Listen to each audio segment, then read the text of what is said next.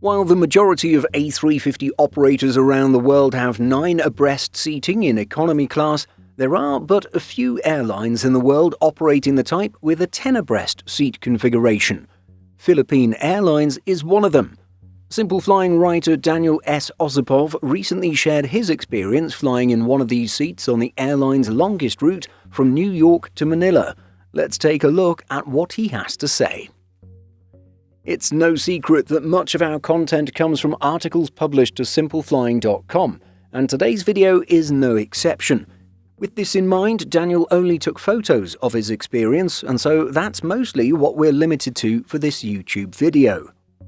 But getting on with the report, New York to Manila is PAL's longest route at 7,404 nautical miles, or 13,712 kilometers, and it's also the longest non-stop flight that this particular Simple Flying contributor has ever taken in terms of Great Circle distance. As noted at the introduction, A350s are usually configured 9 abreast in economy. Previously, it was accepted that a 10 abreast layout was too tight for a full-service carrier. However, with the new A350 NPS or new production standard comes an ever-so-slightly wider cabin that Airbus specifically advertises as enabling a more comfortable 10 abreast layout.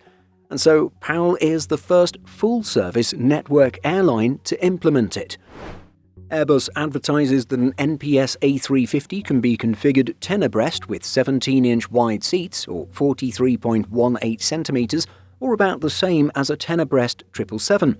At the same time, this is slightly narrower than a 9 abreast 787 by 0.2 inches, or half a centimeter per seat. The problem that Daniel immediately noticed upon sitting down is that his shoulder was pressed right up against the sidewall. Admittedly, he has fairly broad shoulders, but this doesn't happen to him on a 9 abreast A350 to the same extent. Daniel says that his other shoulder was brushing up against the middle seat, not the armrest, the actual seat.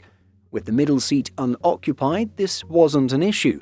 However, if someone were in that middle seat, it would have been a significantly worse flight experience.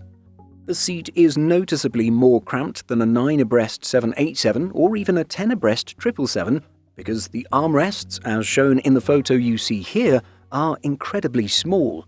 In addition, the aisles are quite narrow, and again, window seat passengers will find themselves pressed up against the sidewall.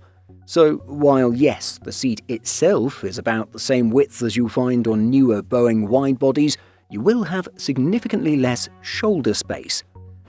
PAL installs the ZIM ZP230 seats for economy.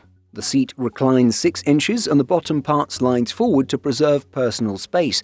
However, while PAL advertises a pitch of 32 inches, the bottom part of the seat back and the storage pocket stick out more than some would expect. Funnily enough, Philippine Airlines offers passengers the opportunity to block the middle seat, which went for $170 on Daniel's flight. It also allows travelers to block an entire section of seats for a higher fee. Daniel did not opt for this and was simply lucky that there was no one seated next to him.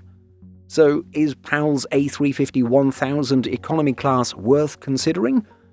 Well, Daniel's verdict is that it will probably be good enough if you're fairly small, but personally, he will only book PAL on the A350-1000 again if the price is significantly lower than other airlines. What do you think of some airlines having 10 abreast seating in economy class? Let us know by leaving a comment. And be sure to check out Simple Flying's flight tracker. From live alerts and data on commercial, military and government flights, it goes way beyond your standard tracker. It was built specifically for AvGeeks, free and live, right at your fingertips.